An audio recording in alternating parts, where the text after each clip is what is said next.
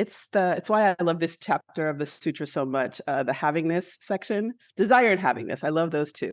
So I think the thing I've struggled with before I found the sutras is number 1, like knowing in specificity what I wanted and then asking for it. So I always had this sense of it, but what the words are, and then if I could articulate it, then everything that comes up in having it, right? So it's almost like, okay, now I know what I want. Great, I'm asking for what I want. Look at me, look at me.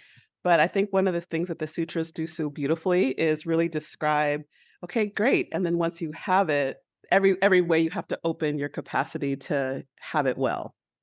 I think that's the big ongoing thing that I didn't know before, that I learned through the sutras, and that I still continue to practice and work with. There's a suffocating feeling of not knowing what it is that you want. Like, I can feel when I like it or when I don't like it, if I just use simple language. Like, do I like and want that? Yes or no. I can feel it very well, but the connecting to how I feel and then absolutely being to say it. I mean, I didn't grow up in a family that encouraged that kind of expression. It's mostly like, do as you're told. Children are to be heard and not, like seen but not heard from. I was the only girl child, so I should go clean something.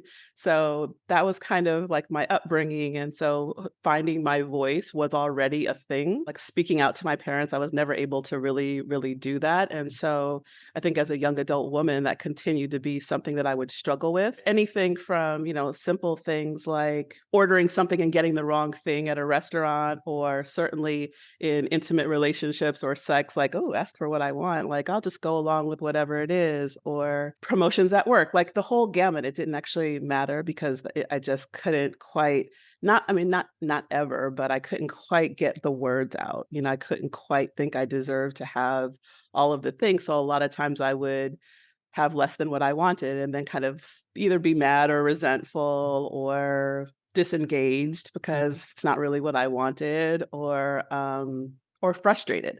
Most of the time it would just be like a deeper sense of frustration that I can't quite say and I can't quite get. I would have all this communication issues where I can't quite get people to understand what I'm saying, but I knew that a lot of it had to do with like, oh, there's this way that I'm not totally connected to what it is that I even want, or I don't actually feel like I can have it. So I'm having a hard time saying it. So I think that's answering your question. Like that's the suffering that was happening. There's 2 that kind of come to my mind right away that I just keep reading them over and over and over and over again. Blown out by the good and threatened by the good. But those 2 just make me laugh hysterically. Like every time I read them, I mean, not because they're funny, but because I just see so much of myself in my life and how I act and behave. Like when I read them, I'm like, oh shit, I just did that again. It talks about expanding and contracting. And so that's something that I'm constantly having to keep in mind, that anytime I'm having as frequent as like last week, literally, when something good happens in my life, like unexpected, or and not just like, oh, a friend sent me a card, like that's nice. But I mean like those things that are like on the edge of becoming like growth oriented things. Anytime something opens there, immediately I go to something's wrong. Like it's almost like a switch. Like something good happens and I'm like, "Oh my god, something's wrong." It's almost like anxious panic is kind of how it kind of like feels in my body of like, that didn't just happen. I'm sure that didn't just happen. I didn't perceive that right. What is that person? And then I get hyper fixated on like every little subtle thing that person does or didn't do, like, and now that has meaning. And then I'll read like, blown out by the good. And I was like, oh, actually something good just happened. Either went a little past my range or I expanded in a certain way, or I'm having some kind of vulnerability hangover. And so now I'm like contracting hella, hella hard. And it's probably not so real. Those 2 stay very close to me. I see it in my clients. I see it in my mother just turned 80 and I was at her birthday party. I see her just like kind of go. It's like so much good is happening that she doesn't know what to do with it. Desire and complaint, they kind of like walk hand in hand. If I don't know what I want, that I'm going to complain about everything. And then if I have a little bit of what I want, then I've got to complain to, because it's almost like I have to come down from how excited it feels. Like I can't be too excited, so I've got to like find something wrong so I can like come back down to like real life. I tend to have the sutra book at my on my nightstand because I like to read them before I go to bed. A lot of them are short enough, so I'll read them in the morning and I'll with a pencil because I like the book so much, I don't wanna mess it up. I'll, like, underline, like, certain lines that I like.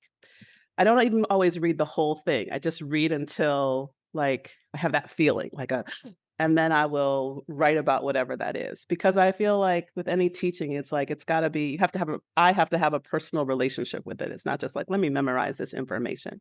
So I'll write about whatever that thing is. So I tend to do that a lot. Like, that's my kind of personal, like, how do I study or work with or embody what I'm reading? Sometimes I talk about it with friends, others that I people that I know that are, also reading them or things like that. I'll be like, Vanessa would be a great example. I'll be like, if something happens in my life, I'll say, "Sutra number 26, that's what happened." I don't know what sutra number 26 is, but, like, I'll be like, "This is what happened. Let's go back," or something like that. So it's nice to have, like, friends, like a book club, that are familiar and I have a reference of how to talk about it. And then not so much just like a little tiny bit now, but I'm starting to use the concepts, not so much referencing the book, but the concepts with my clients, because it provides language, it provides like a way to think about it. It's just started to move out of like my personal relationship with it and how do I like extend it in like other areas of my life too.